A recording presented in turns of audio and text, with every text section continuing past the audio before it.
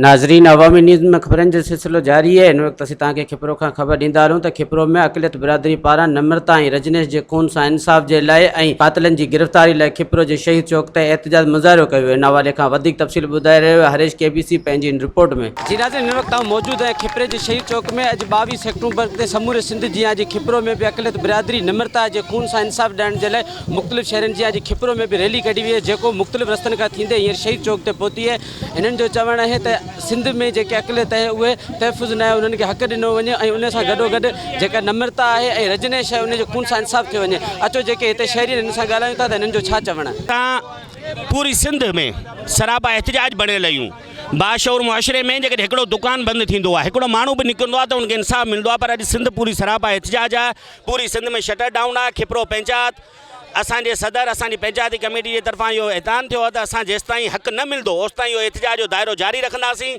इन VC खे बि अंदरि आणियो वञे। तफ़्तीश जे दौरान अञा ताईं FIR कोन कटी आहे। असां इन सिंधी जा असुल वारिस आहियूं, असांखे इंसाफ़ ॾियारियो वञे। जेसिताईं इंसाफ़ न मिलंदो असांजो एहतजाज जो इहो दाइरो वसी थींदो रहंदो।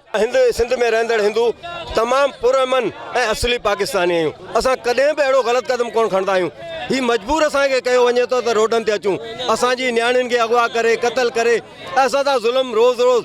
असीं वज़ीर आज़म पाकिस्तान, चीफ जस्टिस ऐं जनरल पाकिस्तान खे मुतालबो था करियूं त महिरबानी करियो असां सिंधी अक़लियत हिंदुनि सां यानी कि इंसाफ़ करियो। असां सां रोज़ रोज़ ये नाइंसाफ़ियूं जेके आहिनि उन ते को तदारक करियो। असां सिंधी हिंदू जेके गवर्नमेंट ऑफ पाकिस्तान, वज़ीर आज़म पाकिस्तान, चीफ आर्मी स्टाफ ऐं वज़ीर आज़म सिंध खां इहो मुतालबो था करियूं त जेको बि ज़ुल्म थी रहियो ख़ासि करे सिंध में थी रहियो आहे। सिंध में जेके नियाणियूं किडनैप थी रहियूं आहिनि उनखे ज़ोरी कन्वर्जन कयो वञे थो, उन मज़हब तब्दील कयो वञे थो ऐं ॿिया बि कई अहिड़ा मसइला आहिनि जेके मंदरनि ते हमला थियनि था।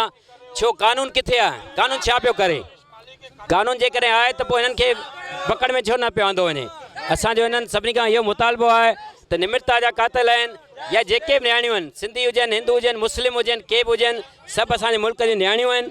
उन्हनि जंहिंसां बि नाइंसाफ़ी थिए थी त उन्हनि जे कातिलनि खे या उन्हनि सां जेके मसइला थियनि था उन्हनि खे गिरफ़्तार कयो वञे। सरेआम फ़ाइज़ रंग खिपरो शहर जे दीवान बिरादरी खे सलाम पेश थो कयां, जंहिं लाड़काणो बेरदर्दी सां क़तल थियल शागिर्दाणी पंहिंजो नम्रता कुमार जी कातिलनि जी गिरफ़्तारी लाइ ही रैली कढे ऐं शहीद चौक खिपरो ते एहतजाजी मुज़ाहिरो पिया कनि। असां वस वारनि खे मुतालबो थो कयूं त ख़ुदा रा हिननि जो ॾोह कहिड़ो आहे। हीअ सिंध धरती जा धणी आहिनि, हीअ सिंध छॾे कॾहिं बि न वेंदा।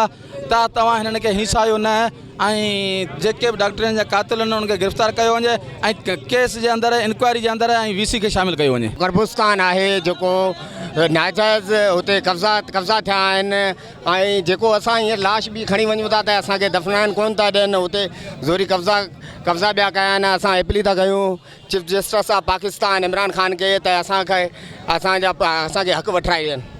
असां सां सख़्तु ज़ुल्म थी रहियो आहे, महिरबानी करे असां सां इंसाफ़ कयो वञे। कोशिशि कई पई वञे ऐं असीं इन कोशिशि खे नाकाम बणाईंदासीं। पाकिस्तान ज़िंदाबाद। आहियूं था हुननि जा कातिल गिरफ़्तार कया वञनि, असां अक़लियतनि जो तहफ़ुज़ कयो वञे। असांजो क़ब्रिस्तान अक़लियत जो 300 साल खां हिते खिपरे शहर में आहे। हुते माण्हुनि नाजाइज़ कब्ज़ा करे असांजी क़बरनि जूं बेरुमतियूं करे असांखे क़बरुनि में लाश पूरण ॾियनि कोन था। असीं DC साहब वटि वियासीं, AC साहब वटि वियासीं, मुख़्तियारकार साहब वटि वियासीं। असांखे को रिकॉर्ड कोन था ॾियनि, को कागज़ कोन था ॾियनि। महिरबानी करे चीफ जस्टिस साहब, वज़ीर आज़म साहब असां खिपरो वासियुनि खे इंसाफ़ ॾिनो। जी नाज़रीन, हिननि जो चवणु आहे जेसिताईं रजनीश ऐं नम्रता जे खून सां इंसाफ़ न थींदो ईअं ई एहतजाज रैलियूं कढंदा वेंदा। कैमरामैन गुलाम शबीर सां गॾु हरीश KBC अवामी न्यूज़ खिपरो। वधीक ख़बरनि ऐं तफ़सील जे लाइ विज़िट कयो असांजी वेबसाइट awamiNewsHD.com ऐं ॾिसंदा रहो अवामी न्यूज़ HD।